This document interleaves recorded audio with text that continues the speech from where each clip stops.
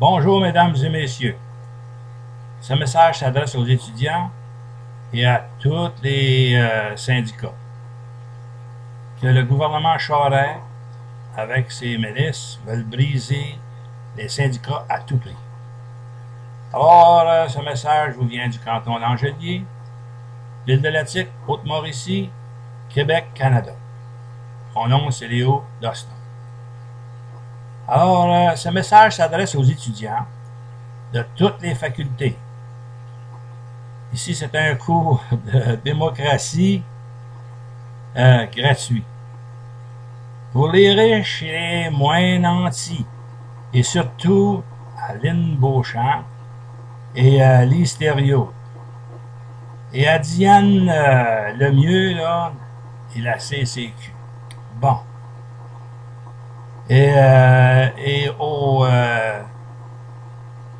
juges aussi, qui ont sanctionné les injonctions de retour de quelques-uns dans des cours universitaires et cégep. Vous avez outrepassé votre juridiction. Vous avez transgressé la Constitution du Canada. Mais oui. Pourtant, au Canada, le juridique est séparé de la législation. Alors, messieurs les juridiques, il y a eu un mandat de grève par les étudiants des cégep et des universités. Alors, au Canada, les tribunaux et les juges n'ont pas un pouvoir législatif pour briser les grèves. Alors, s'ils n'ont pas ce pouvoir-là, c'est que le seul qui ont ce pouvoir, c'est soit l'Assemblée nationale ou la Chambre des communes à Ottawa. Alors, la loi ne donne pas aux juges un mandat de briser une grève. Je le répète, seule la Chambre des communes à Ottawa et l'Assemblée nationale du Québec a le pouvoir législatif de faire une loi de retour au travail.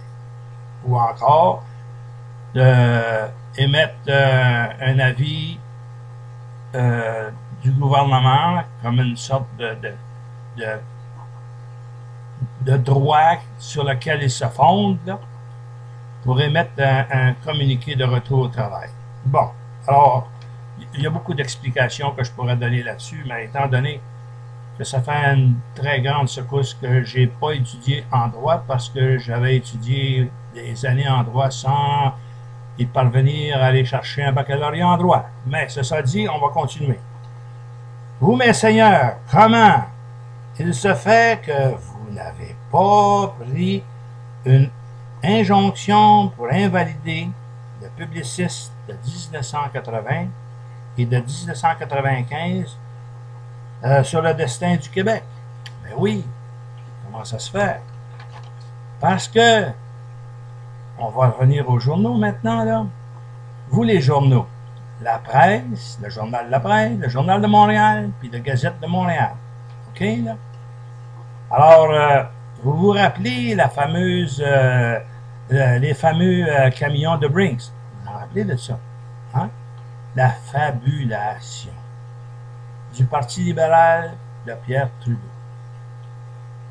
Et le scandale des commandites de Jean Chrétien. Ce qui veut dire que les deux référendums auraient dû être déclarés non valables, caducs, par vous, mes seigneurs, des cours de justice du Canada. À quel endroit la balance de Témis? De quel côté elle penche-t-elle? Et puis le glaive, lui, à quel endroit qu'il va trancher? Ouais. De tous les scandales, imaginez-vous, et que tous les scandales là, des ministres du gouvernement libéral de Jean Charest, de la province de Québec, tous ceux qui sont impliqués, il y en a une là, avec 5 scandales, puis ça, c'est à part de toutes les autres. Là. Alors, qu'est-ce que vous attendez si vous avez un pouvoir législatif, mes seigneurs, des juges, des cours? Alors, pourquoi vous ne prenez pas je ne sais pas, mais une injonction pour renverser le gouvernement, si vous avez ce pouvoir-là, et puis que vous ne l'appliquez pas là, pour qu'on ait des élections, et puis tous ceux-là qui sont coupables, là, ben, qui allent faire un petit tour en arrière des barreaux, ça va peut-être les faire réfléchir, mais il n'y a rien qui se fait.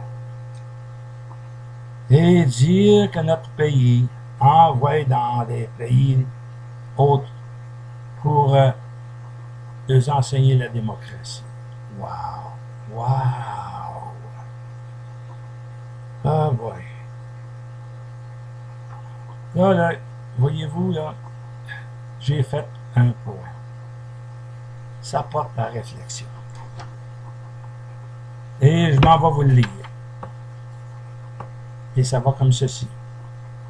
Claquer contre le présent. Que reste-t-il si l'esprit s'égare? L'effondrement de la logique. Il reste l'obscurité.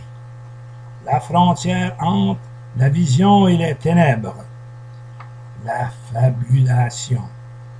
Ce qui n'est que transmagorique. Spectre de la circonvolution. Volution du néant. L'esprit s'égare. Oui, l'esprit s'égare. Alors, c'est parce que quand l'esprit s'effondre, un peuple ne peut plus exister. Or, ça nous prend des dirigeants compétents, soucieux des obligations qu'ils ont, investir l'argent des taxes avec une logique et ne pas donner l'argent, la dépenser pour des programmes et pour le bien-être de la population. Mais pas comme dans le moment. Les étudiants qu'on veut taxer d'une autre taxe afin d'aliéner les moins nantis aux dépens des riches. Alors, ça, c'est pas de la démocratie. Vous devez avoir un sens de responsabilité. Alors, vous voyez bien que le gouvernement Charest, avec son ministre des Finances, M. Bachand, n'ont aucun sens de responsabilité.